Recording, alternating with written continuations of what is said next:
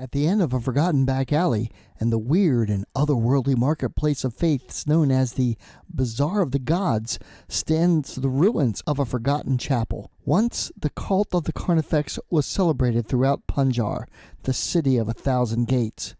But a band of holy warriors rose against the cult of executioners and torturers, casting down her signs and scattering her devotees to the winds. The fate of the chthonic goddess, and more importantly her fabled jewels, remain a mystery until tonight, when you were contacted by a mysterious benefactor. Can you unravel the mysteries of the jewels of the Carnifex? Coming right up on RPG Retro Reviews.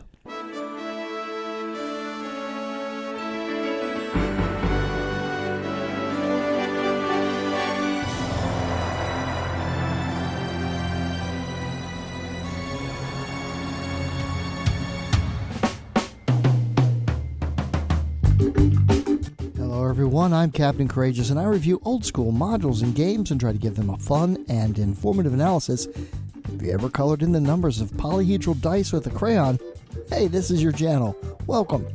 This week I'm returning to the Dungeon Crawl Classics RPG with a fun mini adventure, Jewels of the Carnifex from Goodman Games.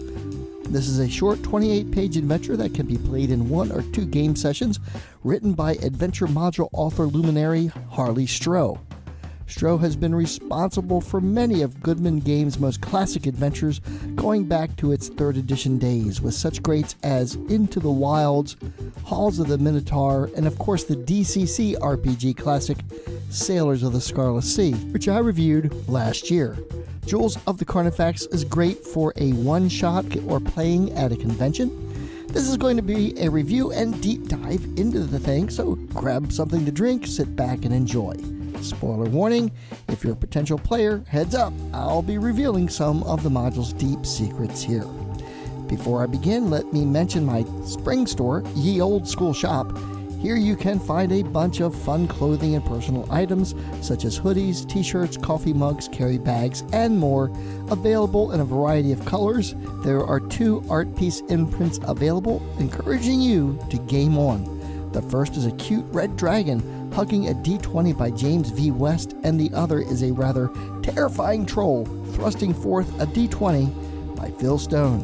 A link for my store is in the description. Alright, with all of that out of the way, let's begin. The background for this dungeon is pretty simple. The ruins of an evil temple dedicated to a Lovecraftian-style goddess, Carnifex, and her cult of death dedicated to execution and torture lies in the temple district of the city of Punjab. The ruins are guarded day and night by a group of dedicated holy warriors calling themselves the Pious. They are kept alive by the radiant energy of a devout cleric and holy warrior, the Scion of the Light, Azazel. However, long exposure to Azazel's radiant energy has bent and contorted the bodies of the pious, and they are racked by pain and madness. Yet still they don't die. They are a pitiful but effective force, guarding potential interlopers into the evil temple, seeking lost treasures and potentially unleashing the evil of the trapped Carnifex into the world once more. Azazel himself appears unchanged, but he is but a shell of his former self. During the foray into Carnifex's temple, his call to the gods for aid was answered by the powers of light itself. Still, he was unable to destroy Carnifex completely, and she now lies sealed and trapped within her own temple until someone or something releases her. Enter the PCs. The adventure begins when the PCs manage to acquire a map to a forgotten underground passage to the aforementioned ruined temple. A drunkard rogue, Magmar, offers the map either as a means to pay off a debt won in a game of chance or what have you. Thus, the adventure can start either above ground in the temple district, which will prove rather unsuccessful due to the pious knights guarding the place, or via the map's underground passage through the city's sewers as described by the newly acquired map Traversing the tunnels of the sewers, the PCs come upon a skull-topped obelisk marking the location of the temple's hidden entrance. Once a magical barrier, the obelisk no longer functions. Thus, continuing on past the obelisk marker takes the characters to Area 1-1 on the map. One of the things I like about DC Dungeons is how stylized and interesting they look. Here you can see that long ago a sinkhole formed, a gaping chasm, blocking the passage forward. Above, a muddy torrent splashes down into the darkened depths. Across the way is a stone portal marked with a carved skull and engraved in green. As if crossing the chasm with the waterfall wasn't enough, one other obstacle bars entry into the secret temple entrance. Lurking above in the shadows is a giant spider waiting to pounce some 30 feet above the platform. This thing, too, like the pious knights, has been mutated by Azazel's positive energy. Of course, alert PCs looking up before attempting to cross the chasm should be able to make quick work of the thing. Those who attempt the crossing without appropriate appreciation of its dangers are in for a nasty time. Gaining entry through the skull portal is as simple as removing the lead seal barring the way, leading to the Saint's Sepulchre. Here is a circular vault that contains the fallen of Carnifex's order. The walls are lined with alcoves that contain the bleached skulls of the dead.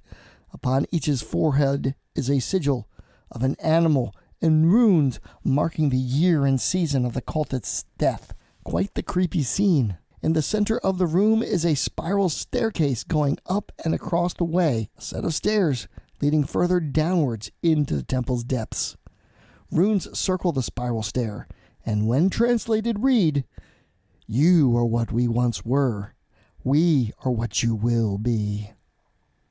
Well, now that's a cheery thought. Moving on. Undisturbed, the skulls pose no threat. However, removing even one results in a massive avalanche of skulls that cascade like white marble and essentially carries the PCs down the northern stair well into the next room, Death's Shadow. Taking the spiral staircase upwards offers an opportunity at treasure and another dangerous trap, which I won't go into detail here. Let me take a moment to point out the cleverness and number of unique elements and interesting encounters Harley Stroh offers in this module, like he does in just about every adventure he writes. Even if you never run this adventure, just reading through it will provide you with many fun ideas. In Area 1-4, Death's Shadow, the PCs find a room with a vaulted ceiling and held aloft by 4 pillars in the center of the room. The pillars carved in the shape of terrified youths being dragged beneath the earth by skeletal hands. Real bones lie scattered about the room itself. To the far end of the room, there is an archway carved with runes. A green glow emanates from the room beyond, shrouded by tendrils of thick mist. In the center of the chamber is a low pedestal with a copper bowl filled with simple wafers. Shades lurk within, the remnants of slain cultists, and they whisper, "Usher the faithless on to the reward." Of course they attack any of those who enter the place. To the north is a secret door, and placing a wafer into the gaping mouths of the youths in each of the 4 pillars opens it. This leads to a set of stairs upwards and to level 2 of the temple, the hidden sanctuary.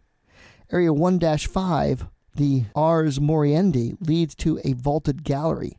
There amongst the myths are 3 doors, one wooden with a carving of an emaciated child begging for a scrap of bread, a bronze door depicting a proud warrior driven to his knees by scores of arrows, and the final, of shaped clay, an ancient man with toad-like eyes, all of which cast an eerie green due to the glowing mists. I'll leave it to you to discover what lies beyond the portals. Taking the secret door to the hidden sanctuary, which leads to Area 2-1, the AntiChamber. This begins a series of encounters, essentially a running battle over several rooms, and can prove quite challenging for even experienced DMs to run to get the most fun out of the combat. Alternatively, the PCs could also take the ruined ceiling area in 1-5. The hidden sanctuary once housed the mysterious cult of the Carnifex and served as the seat of her power in ancient Punjar. The pious imprisoned her there in her innermost sanctum, and there she remains to this day. This section is carefully monitored by Azazel and the surviving soldiers of the pious. Unless great stealth is used, the PC's presence will be known by the pious, which will result in a series of specific actions by the sentries posted. Area 2-1, the AntiChamber, is reached by the ascending step past the secret door, and a foul odor greets the PCs here. There are sickly yellow roots hanging from the walls and ceiling. The black moss covers the floor. Across the chamber, another set of stairs rise to a balcony area, and there are 2 other doors flanking either side of the entry door. As mentioned, 3 of the pious keep watch from the balcony, specifically to assure that the heretic in Area 2-2 doesn't escape. A slow drumbeat can be heard as the PCs enter this area. If the beat ever stops, other pious in the temple will be alerted to the presence of intruders. The balcony is dark, so the pious here do enjoy some concealment, and if attacked will step back for total cover unless the stairs are ascended to pursue. Javelins will be hurled at those attempting the stairs, and those that manage to make it to the top will be greeted with stabs to the head. PCs suffering damage on ascent have a chance of being knocked off the stairs and falling back down to the floor below. So as you can see, this is quite the challenging encounter if the DM plays it correctly. Of course, the PCs can retreat to either of the side chambers. Area 2-2, Ult of Luthold, the Mad, can provide a very interesting role-playing encounter and a chance to learn more about the temple from the insane former pious knight trapped there. Here a figure lies huddled over the embers of a dying fire. Sustained and mutated by Azazel's primal life force, Luthold has long ago succumbed to his madness. In his madness, he mistakes the PCs for other pious knights and attempts to lure them into a trap so he can make his escape. However, before then, conversing with the madman can glean some interesting clues. Here he will tell them the secret of the 3-headed crow, the location of the executioner's relics, and even why Azazel refuses to eat chicken noodle soup. Obviously, some things will be useful, others not so much, and it's up to the PCs to make sense of it all. Amusingly, the module provides quite a few random, nonsensical things for Luthold to say. Area 2-3 is a pit that needs to be avoided to make it to Area 2-4, the sacked reliquary. Here, past the overgrown hall, is a square chamber. A toppled altar and flagstones have been pried up, revealing a small vault once hidden beneath the altar.